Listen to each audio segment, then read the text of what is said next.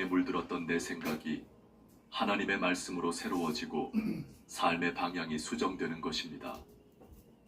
처음에는 주기도문을 반복하는 것이 숙제처럼 느껴질 수 있습니다. 그러나 시간이 지날수록 이 반복이 나를 자유롭게 한다는 것을 깨닫게 됩니다. 주기도문을 외우는 것이 아니라 주기도문 안에서 살아가게 되는 순간이 오는 것입니다.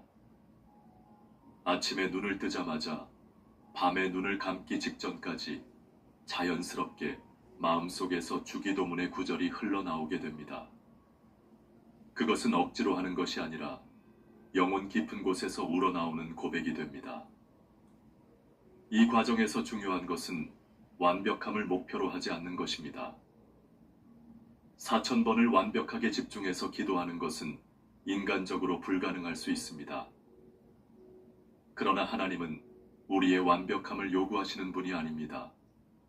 우리의 진심, 우리의 연약함 속에서도 하나님을 붙드는 그 마음을 기뻐하십니다. 그러므로 중간에 흔들리거나 넘어질 때마다 다시 시작하면 됩니다. 하나님께서는 우리의 모든 과정을 알고 계시고 그 가운데서 우리를 빚어가십니다.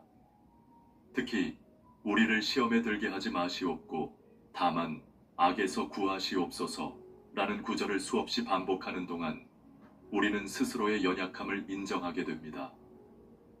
우리는 생각보다 쉽게 넘어지고 유혹에 빠지는 존재임을 깨닫습니다. 그리고 그 깨달음은 오히려 하나님을 더욱 의지하게 만듭니다. 내 힘이 아니라 하나님의 도우심 없이는 하루도 제대로 살아갈 수 없음을 절절히 느끼게 되는 것입니다.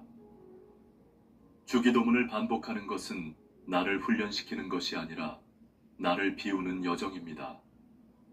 나의 교만, 나의 계획, 나의 생각을 조금씩 내려놓고 하나님의 뜻과 사랑으로 다시 채워지는 것입니다. 이 과정을 통과할 때 우리는 비로소 진정한 자유를 경험하게 됩니다. 세상의 기대와 평가로부터 자유하고 사람들의 인정이나 비난으로부터 자유하게 됩니다. 오직 하나님 앞에서만 살아가는 사람이 되어가는 것입니다. 주기도문을 4000번 반복하는 여정은 긴 시간과 많은 인내를 요구합니다.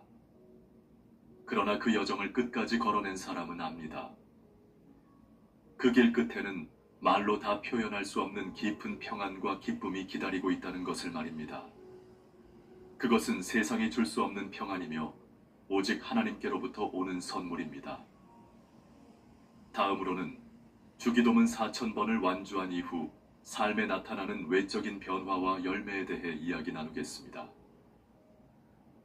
주기도문을 4000번 되뇌고 난 뒤 우리의 삶에 나타나는 외적인 변화와 열매에 대해 살펴보는 시간입니다. 기도라는 보이지 않는 영적인 행위가 어떻게 구체적인 삶의 장면들 속에서 드러나는지를 함께 나누겠습니다. 주기도문을 꾸준히 4000번 되뇌고 나면 가장 먼저 느끼게 되는 것은 내 주변 환경에 대한 태도의 변화입니다. 이전에는 작은 일에도 쉽게 짜증을 내고 불평을 쏟아냈던 사람이 이제는 조금 더 인내하고 조금 더 부드럽게 반응하는 자신을 발견하게 됩니다. 이는 억지로 감정을 눌러 참는 것이 아니라 마음 깊은 곳에서부터 변한 결과입니다. 기도하는 동안 하나님께로 마음을 고정시키다 보니 세상의 자극에 휘둘리는 일이 자연스럽게 줄어든 것입니다. 주기도문을 통해 반복적으로 우리를 시험에 들게 하지 마시옵고 다만 악에서 구하시옵소서 라고 고백하는 동안 우리는 매 순간 하나님께 도움을 요청하는 훈련을 받습니다. 그렇게 훈련된 마음은 일상의 크고 작은 유혹 앞에서 즉각 반응합니다. 이전 같았으면 쉽게 분노하거나 욕심을 따랐을 상황에서도 기도했던 마음이 경고등을 켜는 것입니다. 지금 이 선택은 주님이 기뻐하실까? 라는 질문이 무의식 중에 떠오르고 삶의 방향을 다시 하나님께로 돌리게 됩니다. 또한 주기도문은 우리의 인간관계에도 깊은 변화를 가져옵니다. 특별히 우리에게 죄 지은 자를 사하여 준 것 같이 우리 죄를 사하여 주시옵고 라는 부분을 수없이 반복하는 동안 우리는 용서의 삶을 실제로 살아내게 됩니다. 이전에는 누군가에게 상처받으면 오랫동안 그 감정을 품고 있었지만 이제는 빨리 하나님 앞에 나아가 그 아픔을 털어놓고 상대방을 위해 기도하게 됩니다. 그 결과 관계의 갈등이 줄어들고 내 주변에 평화가 자라나기 시작합니다. 요한복음 13장 34절에서 예수님께서는 새 계명을 너희에게 주노니 서로 사랑하라. 내가 너희를 사랑한 것 같이 너희도 서로 사랑하라고 말씀하셨습니다. 주기도문을 되뇌는 삶은 이 새 계명을 삶 속에서 실천하게 합니다. 기도 가운데 받은 하나님의 사랑을 이웃에게 자연스럽게 흘려보내는 삶으로 이어지는 것입니다. 삶의 우선순위에도 커다란 변화가 생깁니다. 주기도문의 초반부 나라가 임하시오며 뜻이 하늘에서 이룬 것 같이 땅에서도 이루어지이다 를 매일같이 수천 번 고백하다 보면 나의 계획이나 야망보다 하나님의 뜻을 먼저 구하는 삶이 되어갑니다. 이전에는 성공, 인정, 소유가 삶의 목표였다면 이제는 하나님의 뜻을 이루는 것이 가장 큰 소망이 됩니다. 이 변화는 우리의 선택과 행동 하나하나에 깊은 영향을 미칩니다. 재정적 문제를 대하는 태도도 달라집니다. 오늘 우리에게 일용할 양식을 주시옵고 라는 기도를 반복하는 동안 우리는 매일의 필요를 하나님께 의뢰하는 법을 배우게 됩니다. 더 이상 미래에 대한 과도한 불안과 염려에 휘둘리지 않고 오늘 주어진 은혜에 감사하는 마음으로 살아가게 됩니다. 이는 곧 불필요한 욕심과 과소비를 줄이고 나눔과 선행으로 이어집니다. 몸과 건강에 대한 집착도 줄어듭니다. 세상은 젊음과 건강을 지나치게 숭배합니다.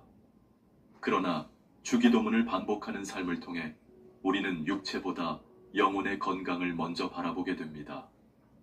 하나님과의 관계가 바로 서면 육체적인 건강도 지혜롭게 관리할 수 있게 됩니다. 지나친 스트레스와 염려가 줄어들면서 오히려 신체적인 건강도 좋아지는 경험을 하게 되는 경우가 많습니다. 뿐만 아니라 주기도문을 반복하며 얻는 가장 놀라운 열매 중 하나는 평안입니다. 이 평안은 상황에 따라 변하는 감정이 아니라 모든 상황 속에서도 유지되는 깊은 안정감입니다. 빌립보서 4장 7절에서는 이렇게 약속하셨습니다. 그리하면 모든 지각에 뛰어난 하나님의 평강이 그리스도 예수 안에서 너희 마음과 생각을 지키시리라. 주기도문을 통해 하나님의 평강이 마음 깊은 곳에 자리 잡으면 세상의 그 어떤 폭풍도 우리를 무너뜨릴 수 없습니다. 기도의 깊이도 완전히 달라집니다. 주기도문을 4000번 되뇌기 전에는 기도가 일방적인 요구나 부탁에 머물렀다면 이제는 하나님의 뜻을 구하고 하나님의 마음을 듣는 기도로 변화됩니다. 기도가 대화가 되고 교제가 됩니다. 하나님 앞에서 나 자신을 온전히 드러내고 하나님의 음성을 기다리는 기도의 시간이 가장 소중한 시간이 됩니다.